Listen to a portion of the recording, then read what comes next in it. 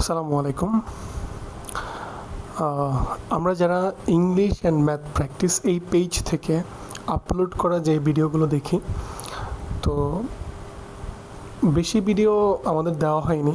আমরা চেষ্টা করছি যে যতটুকু সম্ভব ভিডিওগুলো দেওয়ার জন্য ইংলিশ এবং ম্যাথ রিলেটেড। এখন এখানে আসলে ম্যাথ কী টাইপের ম্যাথ থাকবে? আমরা জানি যে যারা সরকারি চাকরির প্রিপারেশন নিচ্ছি, ঠিক আছে, তো এই সরকারি চাকরির প্রিপারেশন রিলেটেড যেই ম্যাথগুলো থাকে, হ্যাঁ, ঐকিক নিয়ম থেকে শুরু করে বিভিন্ন টাইপের ম্যাথ আমরা যেগুলো প্রিভিয়াস ইয়ারে বিভিন্ন পরীক্ষাতে আসছে, সেই ম্যাথগুলোই আমরা মোটামুটি এখানে সলভ করে দেখাবো। তো নর্মালি হচ্ছে রিটেন বেসড আমরা চেষ্টা করছি, পাশাপাশি হচ্ছে কিছু শর্টকাট যে ট্রিক্সগুলো আছে সেগুলো আমরা দেখাবো। তো তারই ধারাবাহিকতায় আজকে আমরা একটা ম্যাথস নিয়ে আসছি, যেটা ইংলিশেই আসলে দেওয়া আছে, বাট বাংলাতেও আছে, বাংলা বুঝাই দেবো আমরা, ঠিক আছে। তো আমরা আগে ইংলিশটা একটু দেখে অভ্যস্ত হওয়ার চেষ্টা করি। তো বলেছে যে ইফ 6 আন্ডার গ্র্যাজুয়েট স্টুডেন্টস, ঠিক আছে, যদি 6 জন আন্ডার গ্র্যাজুয়েট স্টুডেন্ট মানে হচ্ছে স্নাতক সম্পন্ন করা স্টুডেন্ট, ঠিক আছে, undergraduate students can complete শেষ করতে পারে 9 identical identical math projects in 3 days, ঠিক আছে। অর্থাৎ 3 দিনের মধ্যে 6 জন স্নাতক শিক্ষার্থী, ঠিক আছে, তারা কি করতে পারে? 6 জন স্নাতক শিক্ষার্থী 3 দিনে 9টা গণিতের প্রকল্প সম্পন্ন করতে পারে, ঠিক আছে, 9টা প্রকল্প সম্পন্ন করতে পারে।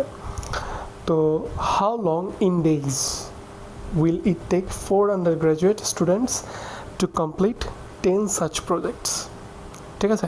এর মানে হচ্ছে একই ধরনের 10টা গণিতের প্রকল্প সম্পন্ন করতে 4 জন স্নাতক শ্রেণীর শিক্ষার্থীর কত দিন লাগবে, ঠিক আছে। তো এটার বাংলাটা আমরা এভাবে বলে দিলাম, যেহেতু বাংলা আসলে লেখার যথেষ্ট পরিমাণে জায়গা নেই আমাদের এখানে, তো তাই আমরা ইংলিশটা লিখলাম আর বাংলাটা হচ্ছে মুখে বলে দিলাম, ঠিক আছে।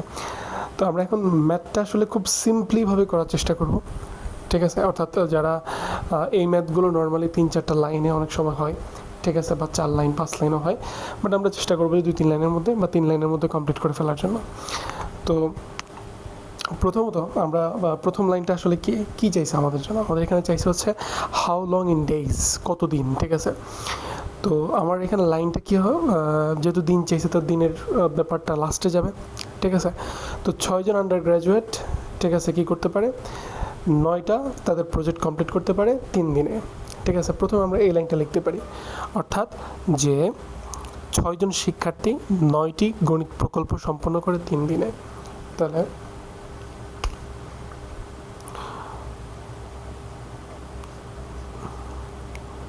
6 জন, ঠিক আছে, শিক্ষার্থী, ওকে, 6 জন শিক্ষার্থী 9টা প্রকল্প, 9টি প্রকল্প, ঠিক আছে, সম্পন্ন করে হচ্ছে যে 3 দিনে, অর্থাৎ 3 দিনে। পুরোটা লিখলাম না, আপনারা একটু সাজাই লিখবেন, সমস্যা নেই। তো এরপরে আমরা যেহেতু ঐকিক নিয়ম, অবশ্যই একের নিয়মে আসবো আমরা, সুতরাং একজন শিক্ষার্থী একটা প্রকল্প সম্পন্ন করতে সময় আসলে কত নেয়, এটাই আমাদের এখন বোঝার বিষয়। তাহলে আমরা প্রথমে একটু দেখব পার্ট বাই পার্ট আকারে। 6 জন শিক্ষার্থীর যদি 3 দিন লাগে, ধরলাম একটা প্রজেক্ট, 6 জন শিক্ষার্থীর একটা প্রজেক্ট বা একটা কাজ কমপ্লিট করতে যদি 3 দিন লাগে, তাহলে সেই জায়গায় একজন শিক্ষার্থীর ওই কাজটা কমপ্লিট করতে কি আরও সময় বেশি লাগবে না কম লাগবে? দেখো, আগে হচ্ছে যে 6 জন ছিল, সেখান থেকে আমি মানুষ কমাই ফেলছি, একজনে নিয়ে আসছি, তাহলে 6 জনে যে কাজটা করতে পারতেছে যত দিনে, সেখানে একজনের করতে তারও বেশি সময় লাগবে, ওই কাজটা কমপ্লিট করতে আরও বেশি টাইম লাগবে। তার মানে আমার এখানে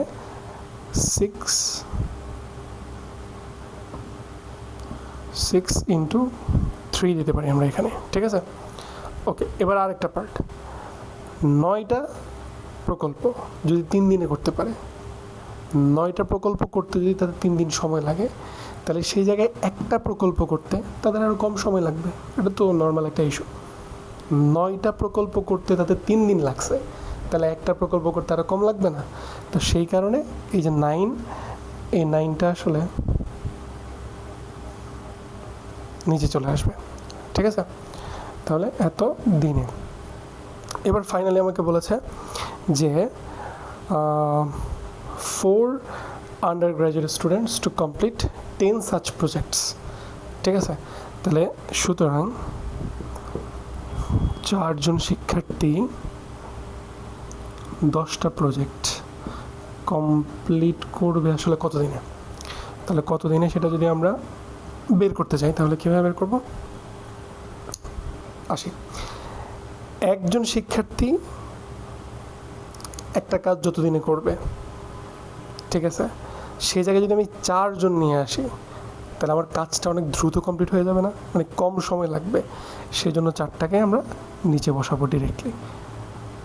ঠিক আছে? ডিভাইড মানে ভাগ, বা কম সময় বলতে আসলে ভাগকে বোঝায়, এই কারণে 4টাকে ডিরেক্ট নিচে নিয়ে আসলাম। ওকে, এই পার্টটা গেল। এবার আসি এই পার্টটাই। একটা কাজ করতে যদি 3 দিন লাগে, তাহলে সেই জায়গায় 10টা কাজ করতে সময় বেশি লাগবে না কম লাগবে? ওটা বেশি লাগবে। একটা কাজ করতে যদি 3 দিন সময় লাগে, ঠিক আছে, তাহলে 10টা কাজ করতে তারা বেশি সময় লাগবে। তাহলে এটার সাথে জাস্ট গুণ হয়ে যাবে 10টা, অর্থাৎ 6 ইন্টু 3 ইন্টু হচ্ছে 10।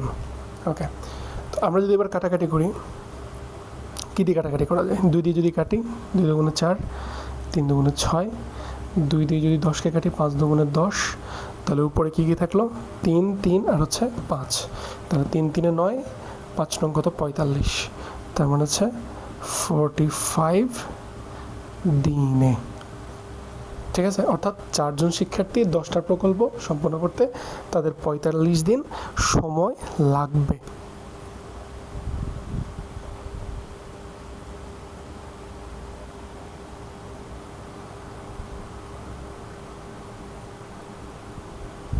আচ্ছা সরি, আমাদের একটু ভুল হয়েছে। আমরা এখানে আসলে 9টা লিখি নাই আগে। আমরা যদি একটু মুছে দিয়ে আবার একটু করার চেষ্টা করি, তো কি হয়েছে এখানে? যেহেতু আগে থেকে 9 ছিল, তার সাথে কি আসছে? এই যে 4টা তো নিচে আসবে আলটিমেটলি। ওকে, আর উপরে 6 ইন্টু 3 যেভাবে আছে এভাবেই থাকবে। আচ্ছা, তাহলে একটা প্রকল্প যদি করতে যতদিন লাগবে, 10টা প্রকল্প করতে, একটা প্রকল্প করতে যদি জাল যতদিন লাগবে, 10টা প্রকল্প করতে তো আরও সময় বেশি লাগবে, তাই না? একটা প্রকল্প করতে যতদিন লাগবে, 10টা প্রকল্প করতে আরও সময় বেশি লাগবে। তার মানে ইন্টু 10। ওকে, যদি আমরা কাটাকাটি করি, তাহলে 3 3 9, 3 দিয়ে 6 কাটে 3 দুগুণে 6, ঠিক আছে, 2 দিয়ে 4কে কাটলে 2 দুগুণে 4, আর 2 দিয়ে 10কে কাটলে 5 দুগুণে 10, তাহলে শুধু 5। তার মানে হচ্ছে 5 দিন। 5 দিনে। এটাই হলো আমাদের অ্যান্সার। ছোট্ট একটা ভুল হয়ে গেছে, খেয়াল করিনি, তো ক্ষমা সুন্দর দৃষ্টিতে দেখবেন আপনারা। আই থিঙ্ক আমরা সবাই বুঝতে পারছি। তো এখানে ব্যাপারটা আসলে কী ঘটে? ব্যাপারটা ঘটে এই জায়গায় যে আমরা পার্ট বাই পার্ট আকারে বুঝবো। প্রথমে তো আমরা এই লাইনটা লিখলাম, যখন একের বিষয়টা আসবে তখন আমরা কম্পেয়ার করবো আসলে একের সাথে 2টা পার্টে, এই একটা পার্টে, এই একটা পার্ট। তাহলে 6 জন শিক্ষার্থী যদি 3 দিন লাগে, কোনো একটা কাজ করতে 3 দিন লাগছে, সেই জায়গায় আমি 6 জনের জায়গায় লোক সংখ্যা কমাই ফেলছি, তাহলে কি আমার ওই কাজটা করতে কি সময় আরও বেশি লাগবে না? ঠিক আছে, তাহলে এখানে 6, 1 আর 3, এই 3টার মধ্যেই আমার ক্যালকুলেশনটা হবে। তো এই কারণে যেহেতু 6 আর 3, ঠিক আছে, তাই গুণ আকারে চলে গেছে। ঠিক আছে, এবার 9টা প্রকল্প করতে যদি 3 দিন লাগে, তাহলে সেই জায়গায় একটা প্রকল্প করতে তো সময়টা কম লাগবে, তাই এই 9টা ডিরেক্টলি নিচে চলে আসছে, শেষ। এবার আসি এই পার্টটাতে একজনে একটা কাজ করতে যতদিন লাগবে, সেই জায়গায় আমি যদি মানুষ 4 জন লাগাই তাহলে কি সময় আরও কম লাগবে না? তো কম মানে হচ্ছে যে চারটা ডিরেক্টলি নিচে চলে আসবে, ঠিক আছে? আর একটা প্রকল্প করতে যতদিন লাগবে সেই জায়গায় যদি আমি 10টা প্রকল্প করতে যাই তাহলে কি আমার সময় আরও বেশি লাগবে না? ঠিক আছে, তো বেশি লাগলে 10টা জাস্ট উপরে গুণ হয়ে যাবে, ঠিক আছে? দেন আমি কাটাকাটি করব, কাটাকাটি করে আলটিমেটলি যা আছে তাই বসাই দেবো। আই থিঙ্ক আমরা সবাই বুঝতে পেরেছি। So thank you.